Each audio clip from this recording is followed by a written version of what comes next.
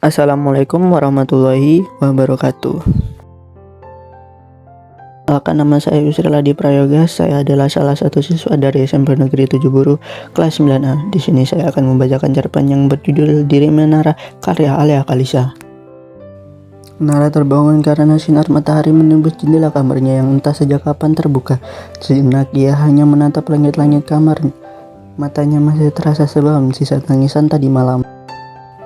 Kemudian Nara bangun dan duduk di sisi ranjang kecilnya. Gadis itu memandang sekeliling kamar dan tiba-tiba suara pecahan kaca terdengar dari luar. Nara menutup kedua telinganya kuat-kuat, enggan mendengar apapun. Setetes bening air matanya bergulir di pipi.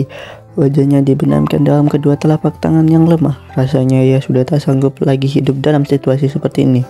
Ia tak kuat hidup dalam lingkaran kesedihan yang mengiringinya menuju kegilaan. Nara berjalan perlahan keluar rumah di antara jalanan sepi sambil menundukkan kepala seolah malu dunia melihatnya. Ia menatap siluet hitamnya di antara bayang-bayang pepohonan dan rumah. Nara berhenti melangkah saat seseorang menghalangi bayangannya. "Ada yang ingin kukatakan padamu." Orang itu mulai bicara kepadanya. Nara mendongak. Wajahnya terasa familiar. "Kenapa?" gadis itu bertanya dengan wajah datar, tapi Nara hanya diam. "Kenapa kamu harus lahir di dunia ini?" Ia mulai membentak. Gadis itu melayangkan telapak tangannya ke pipi Nara. "Pergi!" Nara tak sanggup menatap lawan bicaranya. Ia hanya memegang pipinya yang terasa nyeri karena tamparan barusan. "Hilanglah dari dunia ini, dasar pengajar keluarga orang!" hardik gadis itu. Nara terisak diiringi suara teriakan gadis itu di telinganya. Tetesan bening meleleh merayapi sudut wajahnya. Nara adalah anak perempuan biasa yang hidup dengan kasih sayang utuh dari orang tua. Ia hidup berkecukupan, bahkan lebih. Semula ia mengira hidup dalam zona kesempurnaan, tetapi ternyata semua itu hanyalah bualan. Ayahnya ternyata seorang pria yang telah berkeluarga. Saat itulah ia menyadari ibunya adalah istri kedua ayahnya. Keluarganya tidak diinginkan oleh semua orang. Ibunya dianggap wanita yang tak punya harga diri. Tidak ada yang sudi berbagi napas dan tempat dengan keluarga Nara.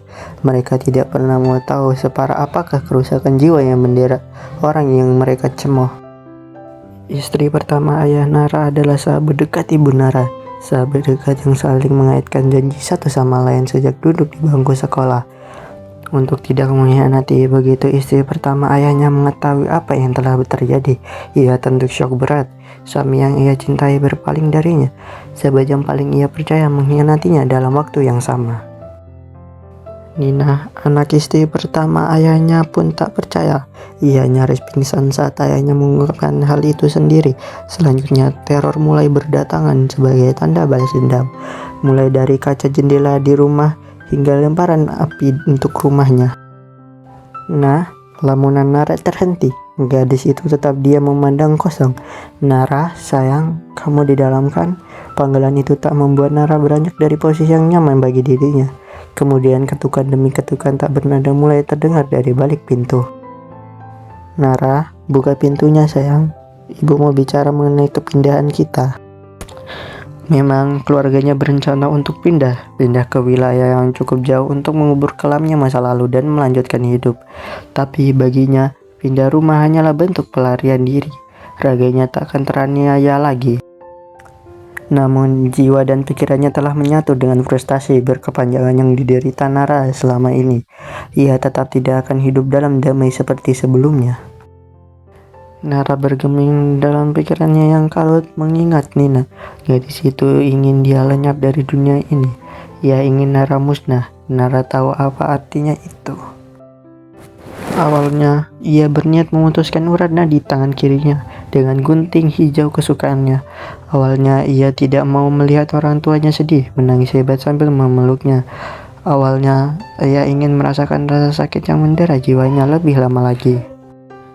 Namun, saat ia menutup mata dan menguatkan diri atas segala risiko perbuatannya nanti, seberkas cahaya putih menyinari dirinya. Sesaat, ia pikir cahaya itu hanya datang dari luapan fantasinya ketika ia sudah berhasil mati. Kemudian Nara tahu, kematiannya akan membawa segala keadaan berubah menjadi baik.